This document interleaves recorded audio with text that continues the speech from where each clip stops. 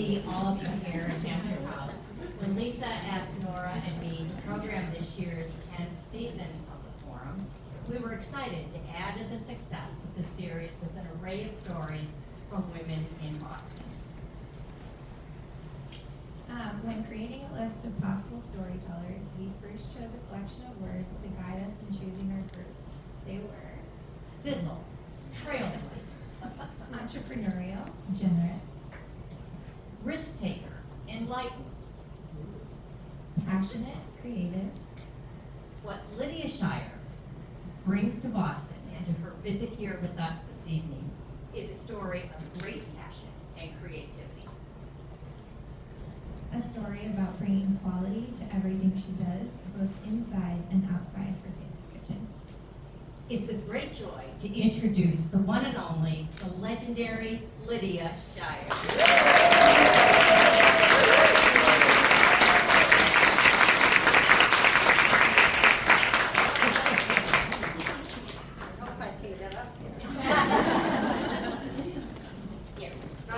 Graceful. My dress isn't cooperating. Okay, well, we're so thrilled that you took the time to come to be with us.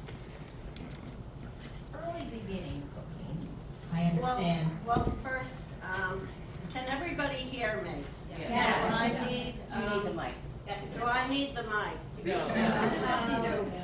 I like to speak loud. The Irish. Yes, chef. Can everybody hear me? Yeah. Okay, yeah, great. Now, first, I just want to thank the Beacon Hill Women's Forum for asking me. And I'd also like to thank this cute guy over here. Tom, it's amazing what you've done for everybody, and for Beacon Hill, and for Boston. Seriously.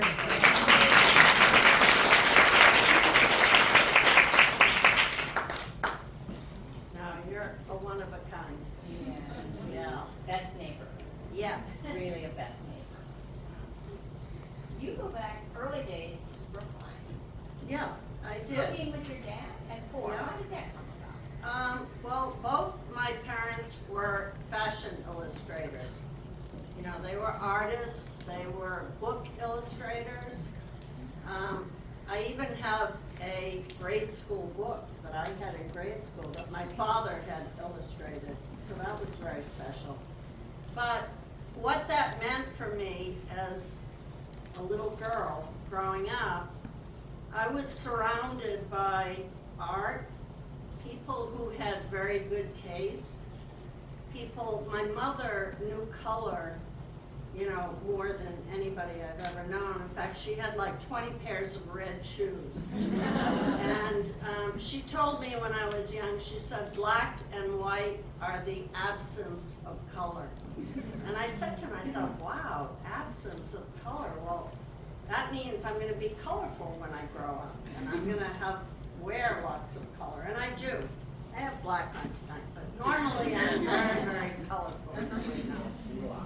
But my father also loved to cook. He was Irish. My mother was English. And she was a coffin from Nantucket. But my father's father came over on the boats from Ireland. And, you know, it was, you know, the reputation of Irish cooks. It's, you know, we've heard about that. But my father was different. He was, you know, one of a kind. He used to cut out recipes from the New York Times, and I would come home from school, and my father would get home, and all of a sudden, I would smell sherry.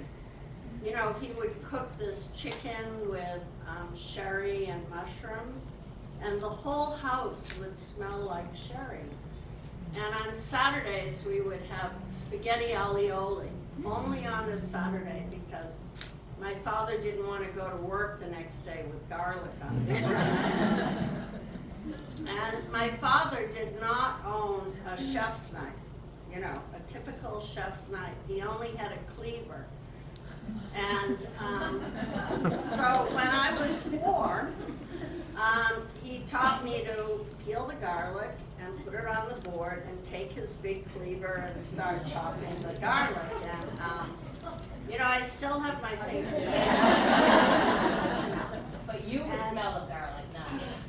But, well, no, we both did, but, you know, he was intuitively smart. For instance, I'm just gonna give you this one lesson, which all of you should know. When we would have flank steak, so he would buy the flank steak, you've seen it, it's that thin steak. Now, everybody knows if you want to serve a flank steak, you have to cut it at an angle and slice it, and it has to be rare inside, right? You know, you wouldn't eat it well done, no. So, my father figured out, and nobody ever taught him this, that he should put newspapers down on the floor, and he dried the steak off. He seasoned it like hell, you know, he seasoned both sides of the dry meat so the salt and pepper stuck to the meat. And he put the newspapers down on the floor because then he put a little oil in my mother's black cast iron griddle, pancake griddle. And he would wait until it was very hot, and then he would sear one side of the steak and flip it over and sear the other side. And so it gets it black, but of course the little bit of fat splatters all over, and he didn't want to hear my mother, you know. Yeah. So, but that's somebody who, even though he was not professional, he thought. I mean, he had a good mind, and I've always said to people, if you can read, you can cook. I mean, if you thoughtfully sit and read what you would think is a good recipe, and just think it through in your mind, and think of the pitfalls, or think of what can go wrong. I'm telling you, you can all be great cooks. I'm sure you're all great cooks anyway. But that was my beginning in life. And, you know, to this day, I really believe that the good taste that it takes to run a business, you know, to have a stylish restaurant. By the way, Scampo has all brand new furniture from Italy. So the next time you are in Scampo, when you see our buttercup yellow furniture, you are going to swoon. But in other words, I have always attributed most of my success, or much of my success, to my parents. To growing up in a household where they were creative people, they had very good taste. Oh, I have one other little story to tell you. So I grew up in Coolidge Corner, and when it was time to go to the next school year, you know, my friends would have 5 new outfits.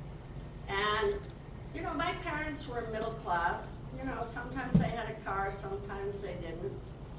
And my mother would take me to Best & Company. You remember when Best & Company was on Washington Street and Beacon Street.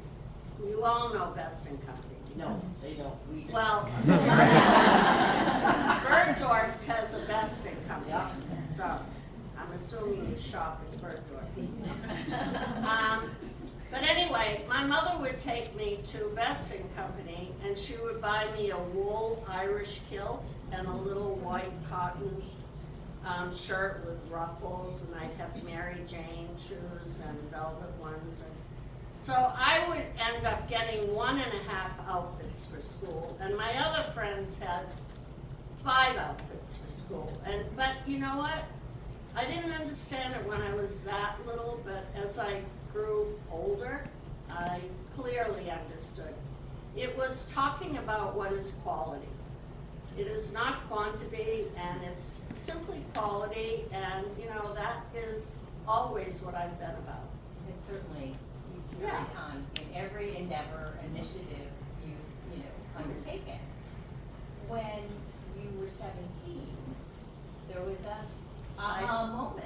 Yeah, well, Talk about that and how that led to hocking your ring for Right. cooking school. Right. Well, I was a little bit of a naughty girl. You know, when I was sort of in the 15, 16-year-old range, and I actually had to go and live in a home for wayward children. You know, it was in Dorchester. And I did, and I worked at the Strand Theater. I was the candy girl there.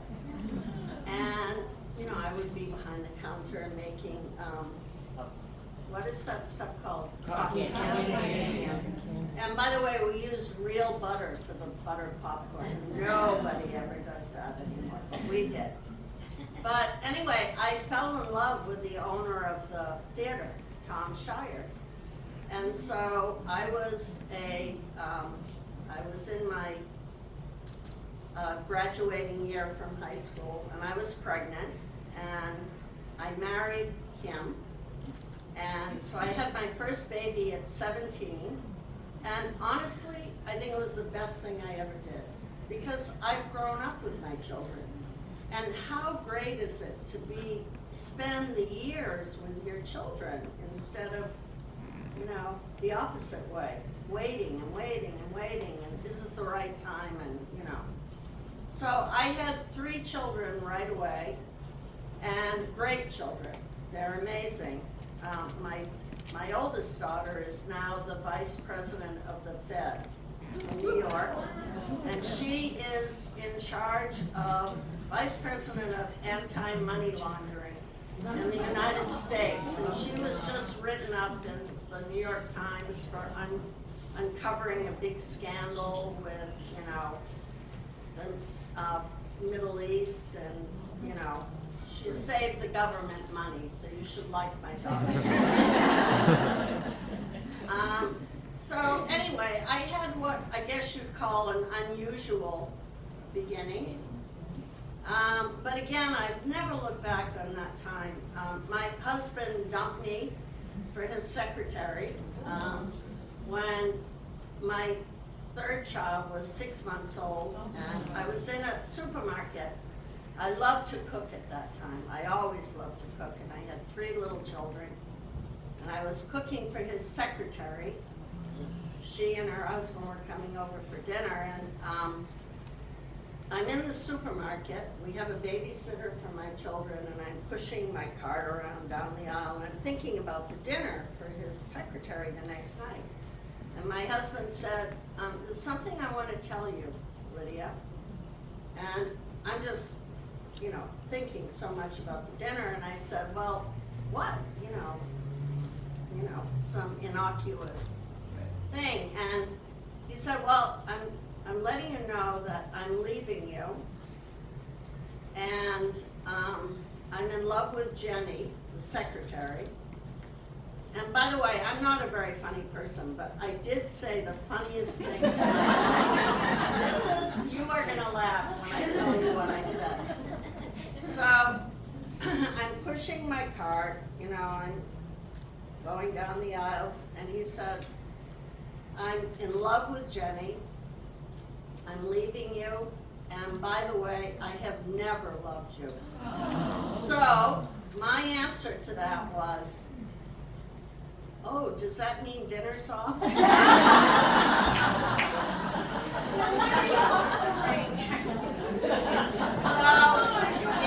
it was. I swear to God. I mean, I just wanted to know, should I put everything back in my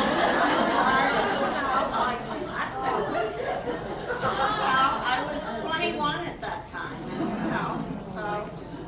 But, and I didn't know what the word alimony meant. Nobody ever taught me the word alimony. So I just figured, okay, he doesn't love me. I better get a job quickly. I better find a way to make money and find my life and just go forward. So he moved up to the couch that night, and that was the end of it, and dinner was off. But, and then I came back to Boston, lived with my mother, and, you know, things changed. So. And then you hocked the ring.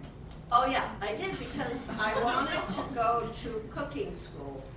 and I had applied at the Cordon Bleu in London, and they kept saying to me, I know there's a nice lady here, right over there, that went to the same cooking school in London.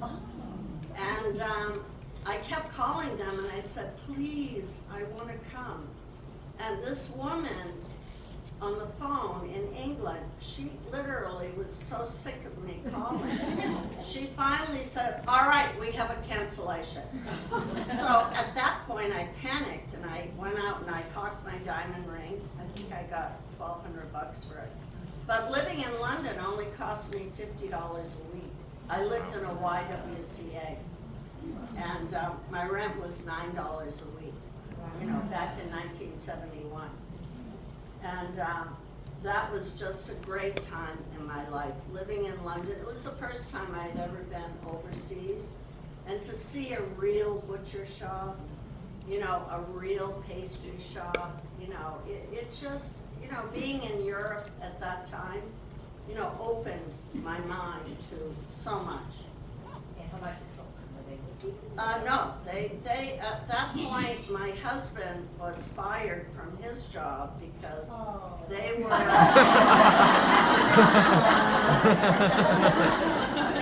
actually, believe it or not, the company was very upset that he did this to me, you know. Good. So I guess there's a little moral story there, you know. Only if the So, secretary got fired. well, she left and she took off for California, whatever. But my children ended up living with my husband while I went to school in Attleboro with his parents. And again, they're great today. Yeah, it all worked out. I made it work out. So you come out of cooking school and you enter a man's world. Yes, I did. Well, I wanted to cook professionally, and I didn't think people would take me very seriously. There were women who owned restaurants like Joyce Jan, and there was a woman in the North End, I'm trying to think of the name of the restaurant. So they were owners of restaurants, but not many cooking in the kitchen. So I applied to Maison Robert when they were going into the old City Hall space across from the Parker House on School Street. And so I made a 7-layer cake with buttercream frosting. And it was in the middle of July that I went, and I ordered an air-conditioned cab because I knew my cake would start sliding. You know, the buttercream would melt. So I made it there to the restaurant, and there weren't many air-conditioned cabs back then. I kid you not. I'm not, you know, I'm telling the truth. But I think they were pretty blown away by me showing up with a cake for an interview. Intact. And they hired me right away. I became a salad girl at Maison Robert. And I hated making salads. I still don't really, I force myself to eat salad. Talk about when you did the relationship. Didn't she ask you to do something salad related? Yes, well, but by that time, I had risen up the ranks at Maison Robert, and, you know, I got out of the salads, thank God. And I moved on to the hotline, and that's when I really started cooking. You know, that is what I love to do, and that's what. And then they promoted me to be the head chef of Bonhomme Richard, which was the fancy dining room upstairs at Maison Robert. They had the little more casual downstairs, and I went upstairs. And you know, we worked split shifts back then. You know, we didn't. You know, I would get there at 10 in the morning. And I would be leaving. I had 2 hours off in the middle of the day, and then I would, you know, go home by 11, 12 o'clock at night. So, but I still do that anyway, so it doesn't really matter, you know. But that was when Julia started, well, not started, she came in and she brought Ben and Jane Thompson in. and they owned design, well, they were the architects, the very famous architects. Ben Thompson designed the Design Research Building, that beautiful with the slabs of concrete. It's, the Harvest is underneath there. You know that beautiful building. That was designed by Ben Thompson. And then Ben Thompson was asked to redesign Faneuil Hall Marketplace, and he did that. When you go into Faneuil Hall Marketplace, he did that. And his wife was also an architect. And I have never felt she has gotten her correct due in Boston. She's was an amazing woman. She died a few years ago. And she had a beautiful home in Barnstable. She was a gardener, a cook. She was an amazing cook. An architect, a writer. I don't know why the Globe hasn't done a story about her, you know. Why hasn't somebody picked up on her? To me, she was a Renaissance woman. But, well, that's past. So well, that's what happened. So Julia came in and she liked her dinners at Maison Robert, and she told Ben and Jane, this is the girl you should get to go and run, you know, be the chef at the Harvest. So that's in fact what happened. I left Maison Robert after 4 years, and it was a great 4 years, and went to the Harvest. And it was my first, real, chef's job in that. I was with a brand new crew of cooks.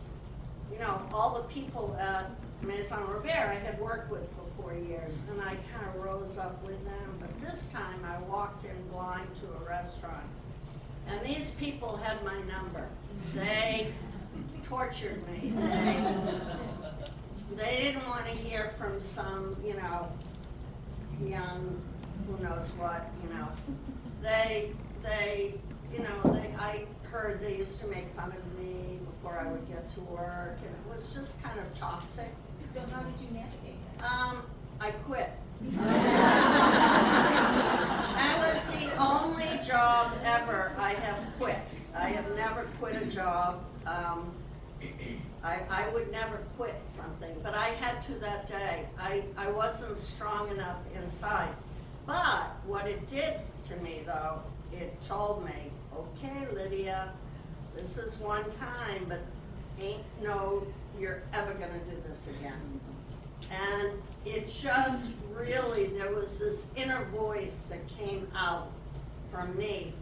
And whereas it took me 3 months to tell Raphael Rosa he didn't brown the butter enough to the cat's brains, now I go right up to somebody and I say, Laurie, if we brown the butter like this, if you and I do it like this, and then you wait for it to brown, you squeeze the lemon and put the parsley out, then you pour it over. So I'm not emasculating you, I'm including you. I've learned something. I've taught myself A teachable something. moment, so to speak. Yes, so that's kind of, and that's the way I've been ever since. So I will not allow people to get to me. I will not allow it to happen again.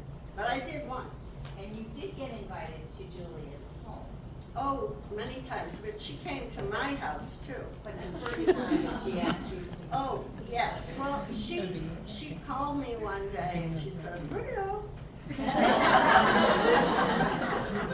would you like to come for lunch tomorrow? And of course you don't say no to Julia. And I obviously did. And I remember walking, this is when she lived at 103 Irving Street in Cambridge. And I walked up her walkway to the back door. This is how that's how I went that day. And all I could smell at that moment was Roquefort cheese and puff pastry baking in the oven. And those two smells, butter in puff pastry, homemade puff pastry, with Roquefort, and this was a tart she had in one of her books. It was her Roquefort Jealousy tart.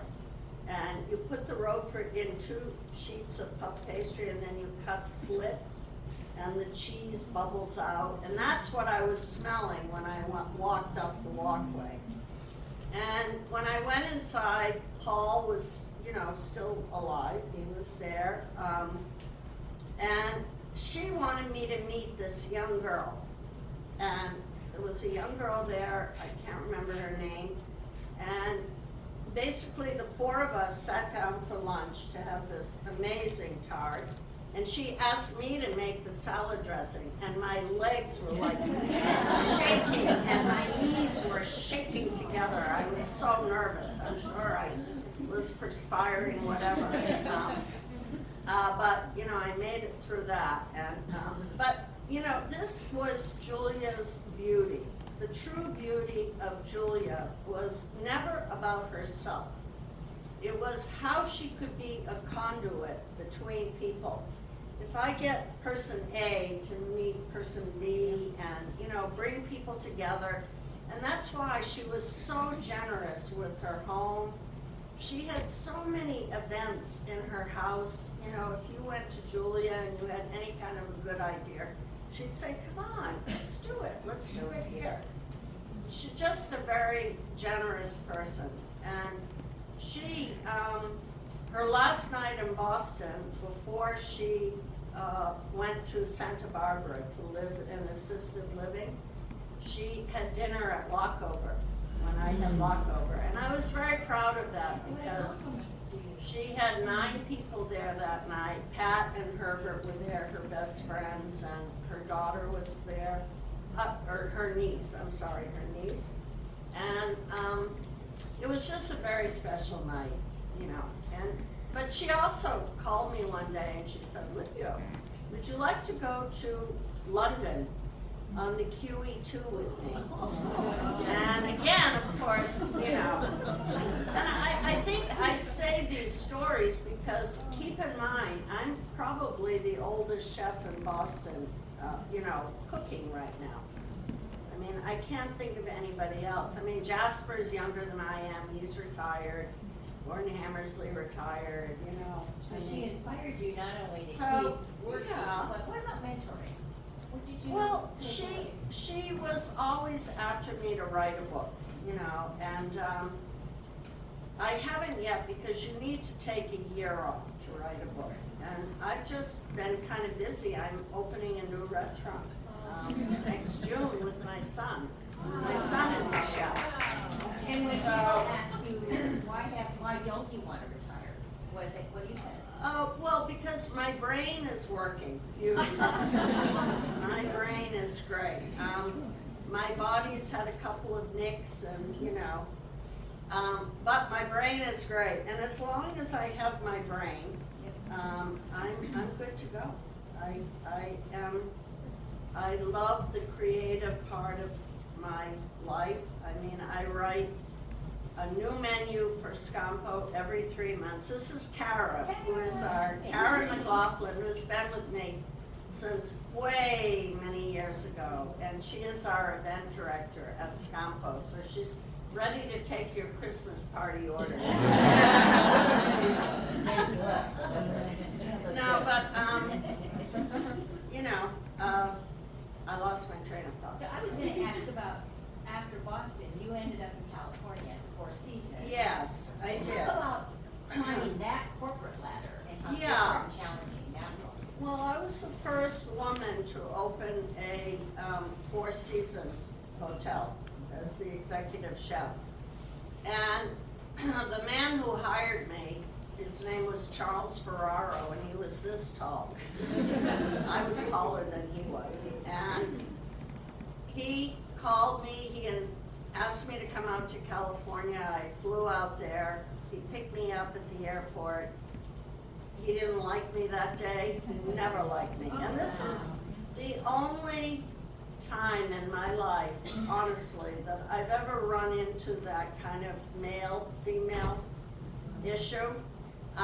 He wanted a big, tall, handsome German chef, you know, to open the Four Seasons. And they said, no, take Lydia.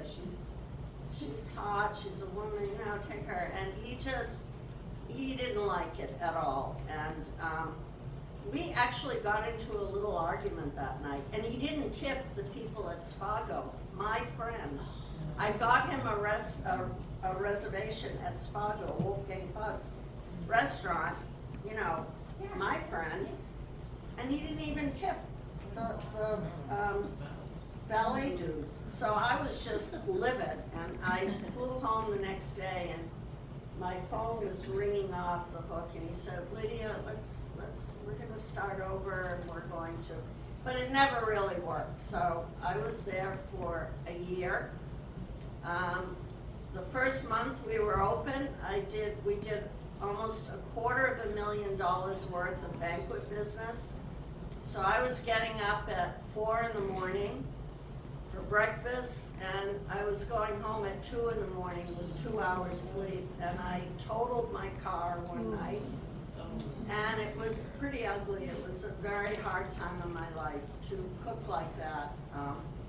And, you know, they didn't want to do it the way I want. I wanted to plate dishes in the kitchen because I can make a prettier plate than if you give it to a waiter and have a waiter drop off 10 veal chops on somebody's plate and then 10 scoops of green beans. And, you know, that's French service. And I said no to that.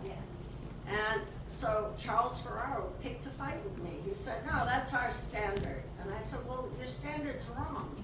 People in Hollywood want show on the plate. They want something beautiful, and I can do that in the kitchen. Well, he wouldn't give me enough people to do it in the kitchen.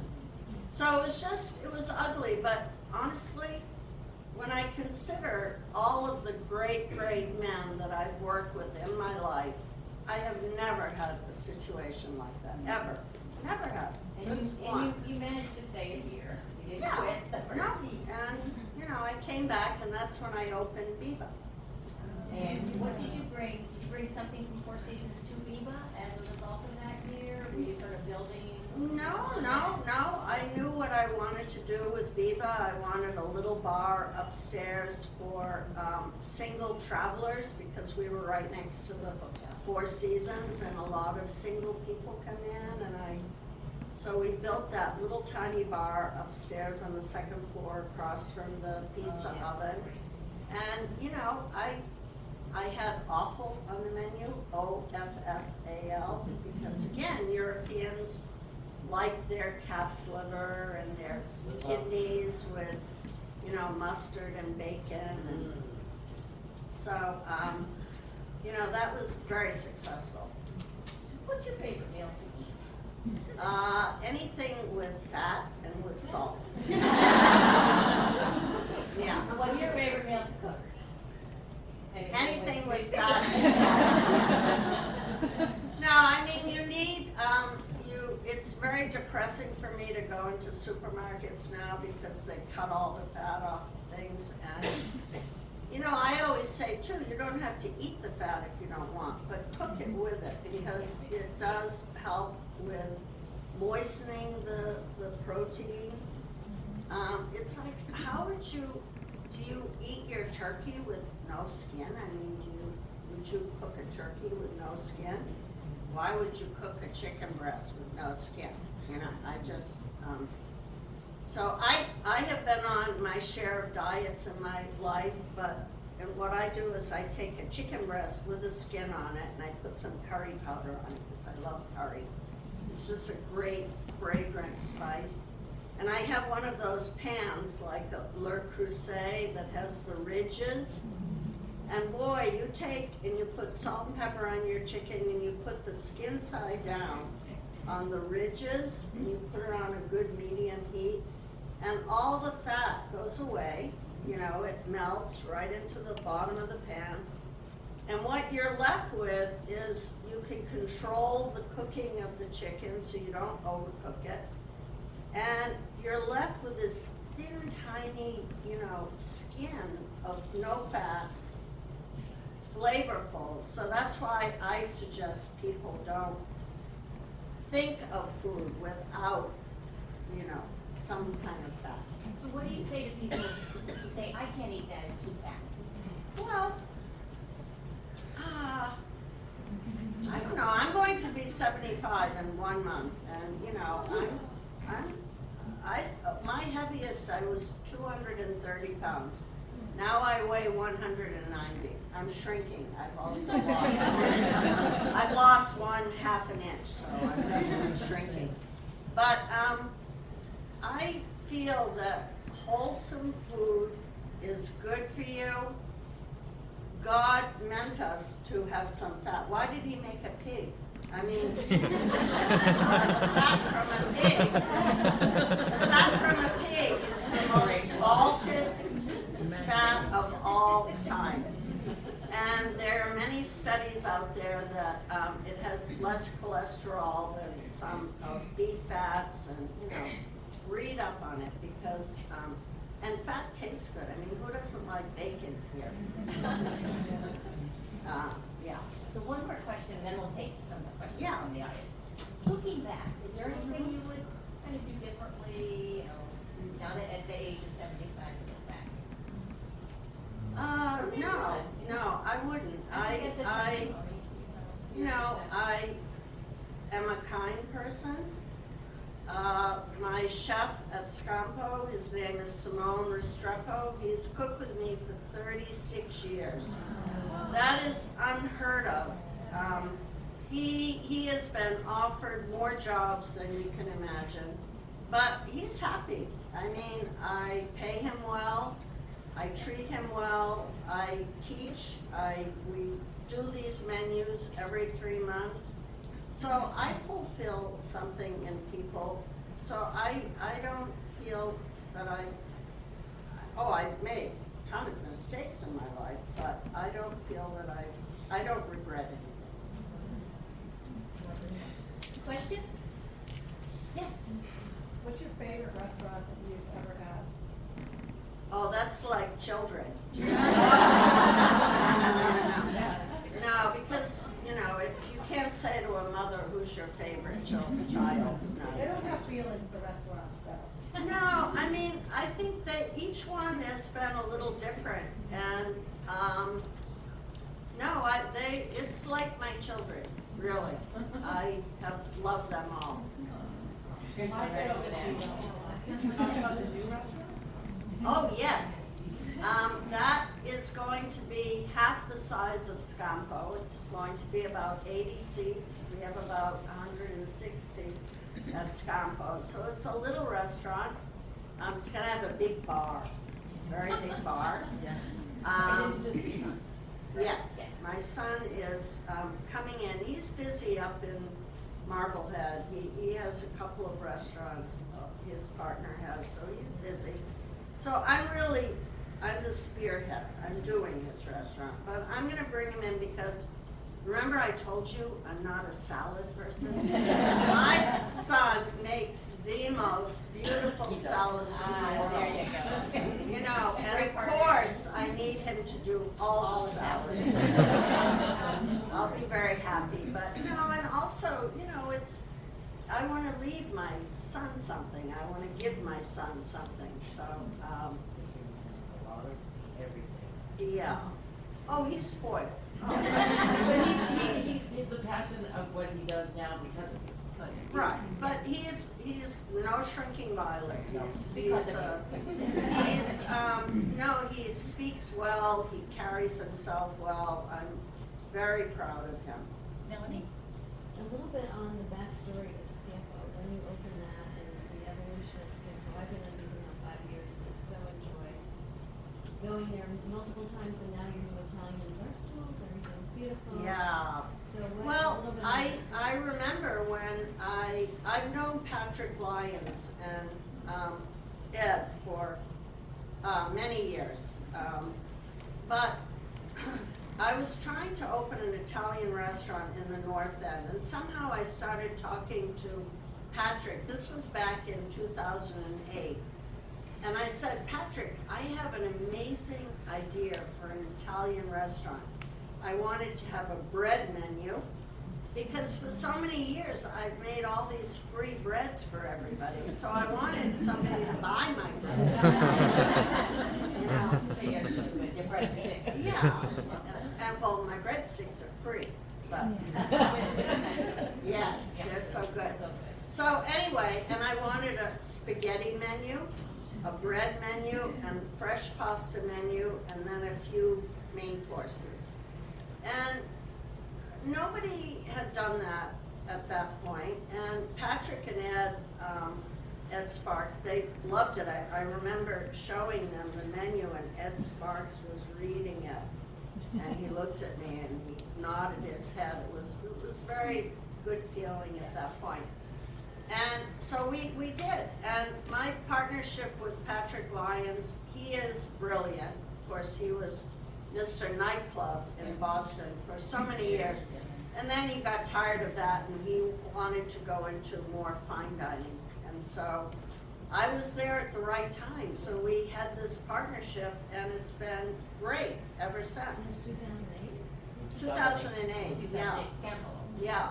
2009 we opened. No, 16 years, this Oh. coming April 2nd. Yeah, right. Yeah, we're 15 years old. I'm very proud of that. And we have our same servers, Holly, Couple of things. my gosh, Ray at the Very bar. It's really good. That's a So testament to your management. yeah, and that was a hard for me. Management to me, I mean, if you ask me what is the hardest thing you've ever had to do, it's manage people. It's not cook, it's manage people. That's really hard. There. So, Mary Beth, Hi. I know this lady. she knows me, so I just wanna say something, because Lydia's talking about all the people that helped her, and how wonderful they've been, and how fantastic they've been to her. But Lydia actually employed my son during the pandemic, at the tail end of it, and really helped him with his own success. And the thing that you have to understand about Lydia, that I hope that everybody in this room understands, is there's a song by Tim McGraw, Humble and Kind, and that's Lydia. There's a line that says, turn around, help the next guy in line. That's Lydia. I have never heard anybody or seen anybody who is kinder and more helpful and more humble than her. She won't say that, but she has helped more people behind her than you can possibly imagine. So thank you, Lydia. We're grateful. I was wondering where you get your inspiration for your menus, and how you keep that creativity across multiple restaurants, multiple years. Well, I love to read. I'm a big reader. I have a huge collection of cookbooks, and I never look at the left side of the recipe. Like, I don't look at how many cups, unless it's a specific pastry, that's different. But if it's savory food, you know, I read things, and then I do it my way. You know, I come in, I talk to Simone about it. I told you about the potatoes I made this weekend. What were those? Oh, Potatoes. well, they're Yukon Gold potato. You should make this. Yukon Gold potatoes, the bigger ones, you know. And you wash them and you put them in the oven and you bake them like a baked potato. As soon as they're done, you know, when they're done, you take it out and you split them a little bit to let the steam get out of them. Then you put them aside for a good hour, hour and a half, do other things in the kitchen. And at the time you're ready for dinner, you take the potato and you pull it apart into rough pieces. And now the steam has gone from it, so they're more compact and not wet. And you deep fry them in nice clean oil and like Fat. well, I use corn oil. My husband loves corn oil, so I keep corn oil here. He's from Colombia. And you deep fry them and take them out, put them on a little platter with paper towel under them. And then, meanwhile, I have chopped up some raw garlic and some raw curly parsley. Curly parsley I like more than flat parsley because it's more aromatic. And you add a little olive oil to that, and then you spoon that raw garlic with the parsley over these deep fried Yukon Gold potatoes. And, you know, so I read about something close to that. So that's what I do. So I read something and then I say, wow, if I, Do it my way. if I do it my way, if I add the raw garlic with the parsley, it's called hachis in French, then it'll be delicious. So it's all about experimenting and trusting yourself. One last question. I was wondering if you could talk a little bit about how you managed through COVID. There were so many restaurants that didn't make it through, and Well, I mean, obviously, it's the fact that we're in a hotel, even though we're independent in the hotel. You know, clearly, when we reopened after 9 months, we had people filtering through the hotel who would come down. We had a very small staff at that time. We were doing everything, you know, cooking everything, butchering, you know, which is one of my real loves in life, butchering. But we just had to do everything, and very tiny staff, but it kept growing and growing and growing. Till now we're just like before. People are dining out, it's great, thank you all.